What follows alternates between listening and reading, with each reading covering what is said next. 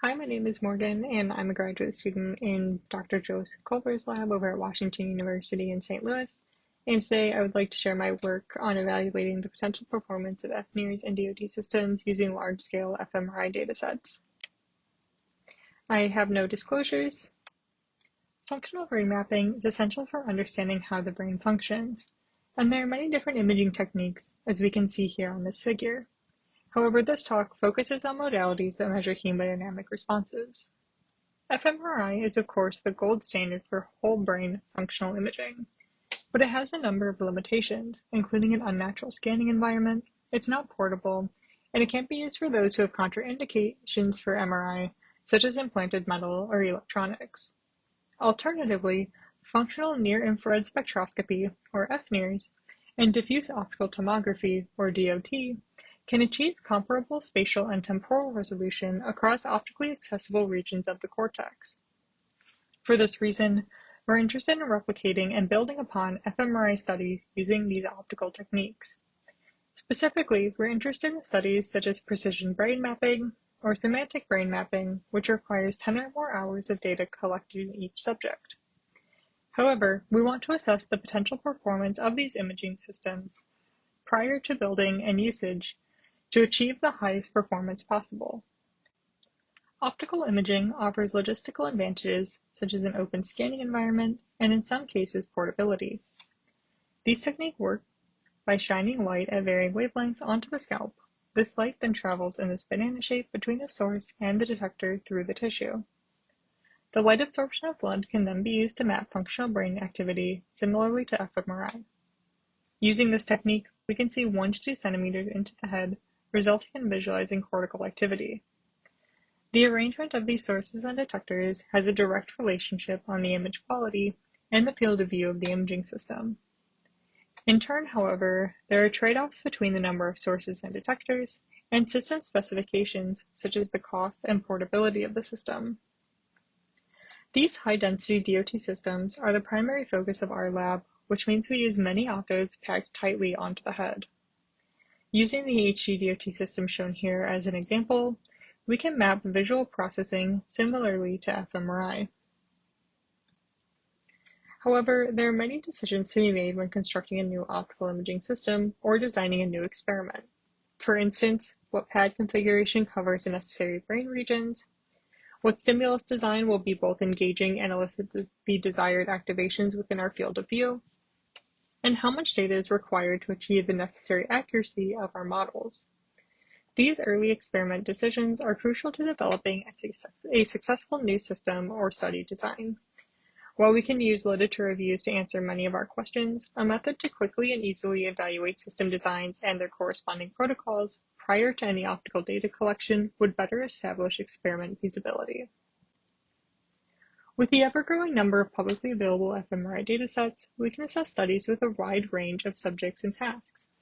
Studies with large subject pools can be used for assessing pad configurations for specific brain networks or determining the amount of data required for tasks such as age or cognitive prediction with the limited field of view of optical imaging systems.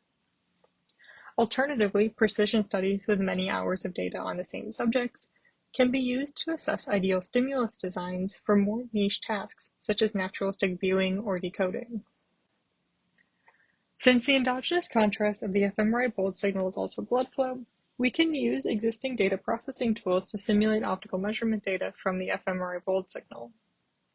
We can think of this problem as simply as y equals ax, where we have fMRI data, or x, and we're trying to solve for y, which is our simulated optical measurements.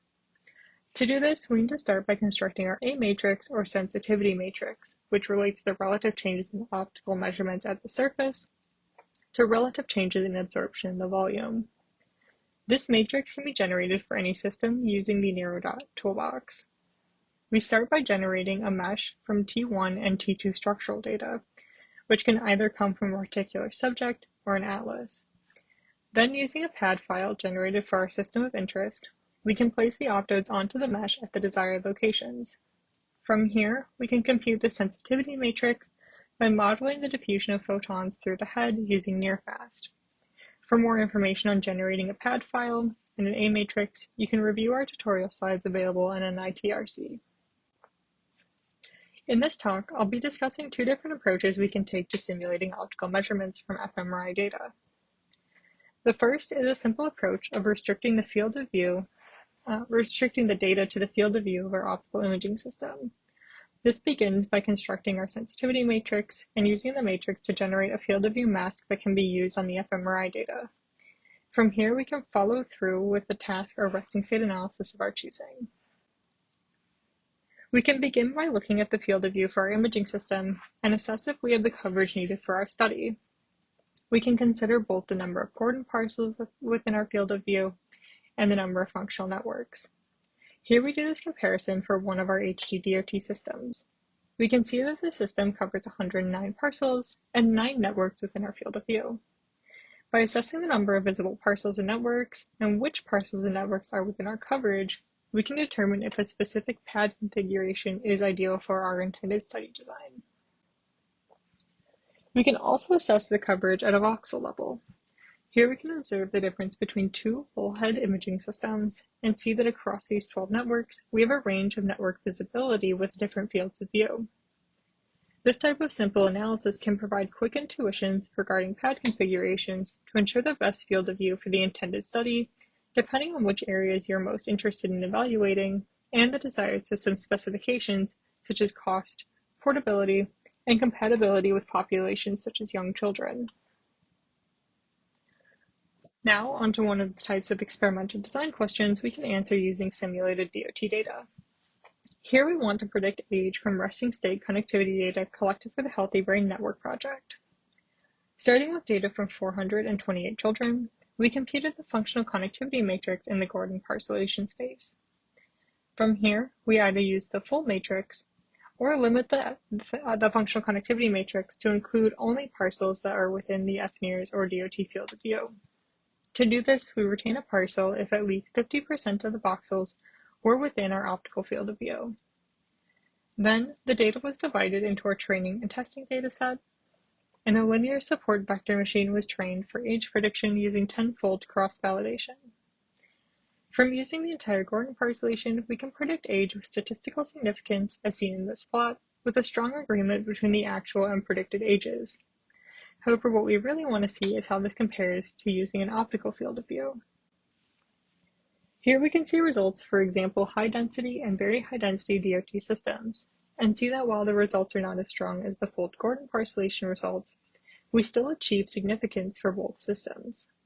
In particular, the very high-density DOT system achieves results that can be very similar to the Gordon parcellation results.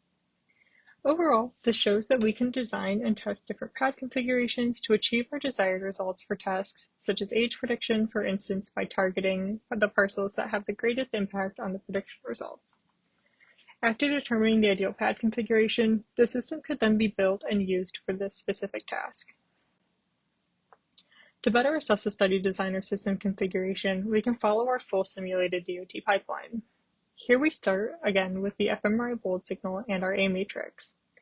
We can then simulate optical measurements through y equals ax, as previously mentioned.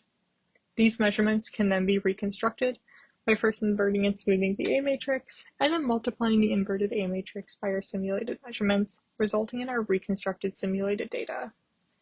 Then, we can do either a task or resting state analysis to inform our system and stimulus designs. These methods were validated using subject-matched, resting state fMRI and DOT data from a 2014 Nature Photonics paper published by our lab, which contained 8 subjects. We generated overlap maps with the collected DOT data in blue, the simulated DOT data in pink, and the overlap in purple. We can see a substantial amount of overlap between these data, and quantitatively, we can see high dice coefficients between these 3 functional network maps. Overall, this shows that our simulation methods can produce results similar to that of collected DOT. Overall, from these methods, we can simulate optical data and assess system designs and study protocols prior to any optical data collection or even system development. The ability to simulate fNIRS measurements easily and efficiently from fMRI data allows us to make more informed decisions during the design phase of an experiment. With the rise of large-scale publicly available fMRI datasets, we have access to an incredibly wide range of functional studies and will continue to have new fMRI data made available.